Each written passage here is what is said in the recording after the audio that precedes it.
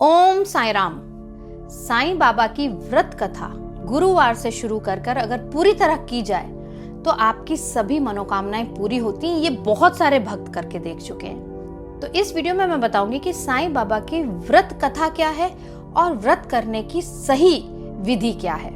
तो चलिए शुरू करते हैं। साईं बाबा का व्रत गुरुवार के दिन शुरू किया जाता है और 9 गुरुवार तक लगातार किया जाता है।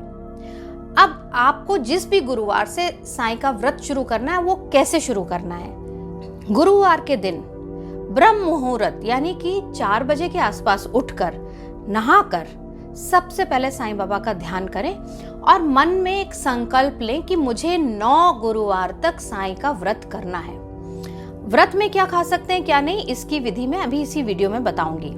तो नहाने के बाद संकल्प लेने का तरीका है कि साईं बाबा की मूर्ति के सामने गंगा जल छिड़ककर उनको पीला वस्त्र पहनाएं। कोई चादर हो सकती है, कोई वस्त्र हो सकता है, कोई दुशाला हो सकता है। अब साईं बाबा की तस्वीर पर फूल, रोली और चावल चढ़ाएं। अब दिया जलाकर उनके सामने रखें और आरती करें। साईं बाबा का दिया जलाने का सही तरीका मैंने एक और वीडियो में बताया है, उसका लिंक डिस्क्रिप्शन में है। उस तरह से साईं का दिया जलाएं। अब संकल्प लेने के लिए अपने हाथ में पीले रंग के फूल लें और थोड़े से चावल और मन ही मन बाबा को बताएं कि मैं इस मनोकामना के लिए ये साईं व्रत कर रही हूँ। एक बार ये संकल्प हो गया, इसको बाबा के चरणों में आप फूल और चावल को चढ़ा दीजिए। अब संकल्प लेने के बाद आपका व्रत शुरू हो जाता है और इस व्रत में आप तय कर सकते हैं, जैसे कि पूरे दिन आप फलाहार करें, रात को एक समय आप खा सकते हैं, या फिर अगर आपको कोई हेल्थ की प्रॉब्लम है और आप पूरे दिन फलाहार पे नहीं रह सकते तो आप तय कर लें कि आपको 2 बजे व्रत खोलना है कि 4 बजे या 6 बजे। बाबा ऐसा नहीं कहते कि आपकी तबीयत भी खराब हो लेकिन तो भी आप रात में ही खाओ। आप एक समय खाएं, किसी भी समय चुन लें, लेकिन अगर कर सकते हैं तो संध्या में बाबा की पूजा के बाद खाएं। बाबा के व्रत की कथा सुननी चाहिए।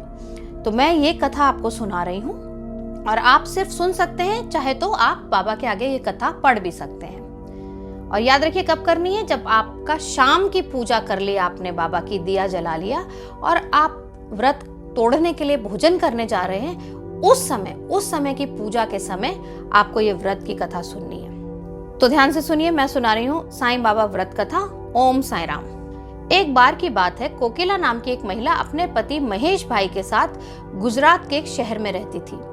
वे दोनों एक दूसरे के साथ प्रेम भाव से रहते थे, लेकिन उसके पति का स्वभाव बहुत ही झगड़ालू था। कोकिला बहन बहुत ही धार्मिक स्वभाव की थी। उसकी साईं बाबा पर खास आस्था थी।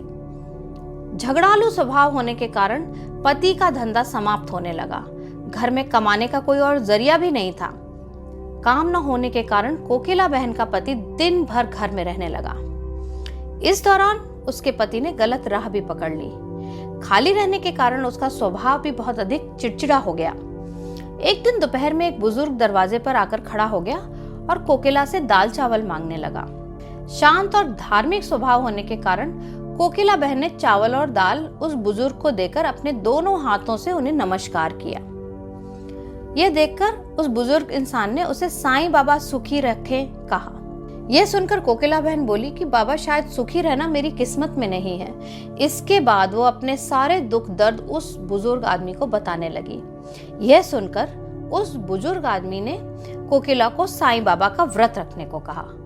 उन्होंने कहा कि इस व्रत को रखने से जितने भी कष्ट हैं वो दूर हो जाएंगे और बाबा का आशीर्वाद हमेशा उसके घर और उसके ऊपर बना रहेगा। उस बुजुर्ग की बात सुनकर कोकिला बहन ने 9 गुरुवार व्रत किया। बाबा के बताए हुए तरीके से सभी कार्य किए। थोड़े ही दिनों के बाद कोकिला बहन के घर में फिर से सुख और समृद्धि आ गई। दोनों पति पत्नी सुख शांति के साथ अपना जीवन फिर से व्यतीत करने लगे। उसके पति का बंद हुआ काम फिर से चालू हो गया। महेश भाई का स्वभाव भी पहले से बिल्कुल बदल गया।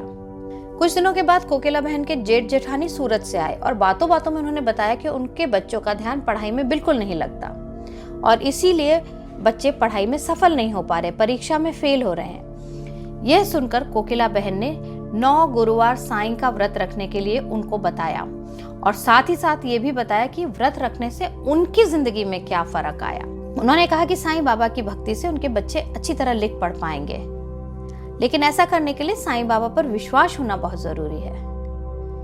यह सुनकर कोकिला बहन की जेठानी, जेठ और उनके बच्चों ने भी साईं बाबा का व्रत शुरू कर दिया। कुछ ही दिन बाद सूरत से उनकी जेठानी की खबर आई कि बच्चे बहुत अच्छी तरह से पढ़ाई लिखाई करने लगे हैं। इस तरह साईं बाबा की महिमा से कोकिला बहन के साथ उनके जेठ जेठानी की समस्या भी दूर हो गई और वो खुशी खुशी अपना जीवन व्यतीत करने लगे। साईं व्रत कथा के साथ आपका गुरुवार का व्रत पूरा होता है। और ये चीज़ को ध्यान रखिए कि जब आप पूजा कर लेते हैं, कथा सुन लेते हैं, उसके बाद पीले लड्डू का प्रसाद आपको सबको बांटना चाहिए। और जब आप पहले दिन व्रत रखते हैं, पहला गुरुवार व्रत रखते हैं, अवश्य ही कुछ दान करना चाहिए। कुछ वस्त्र हो सकते हैं, कुछ अन्न हो सकता है, कुछ भी और दवाइयाँ हो सकती हैं, आप दान जरूर करिए। इस तरह से साईं बाबा का व्रत पूरा होता है और 9 गुरुवार तक ये व्रत करना है। अगले वीडियो में मैं बताऊंगी कि जब 9 गुरुवार पूरे हो जाएं तो इस व्रत का उद्यापन कैसे करना है। साईं बाबा का व्रत करने के लिए जो सामान आपको चाहिए वो मैं बता देती हूँ।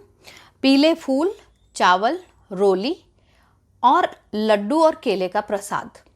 और मैं ये भी बता दूं कि इस व्रत की महिमा ऐसी है कि जिसने पूरी तरह 9 गुरुवार ये व्रत कर लिया तो सवाल ही नहीं उठता कि उसकी मनोकामना पूरी ना हो। ओम साईं राम।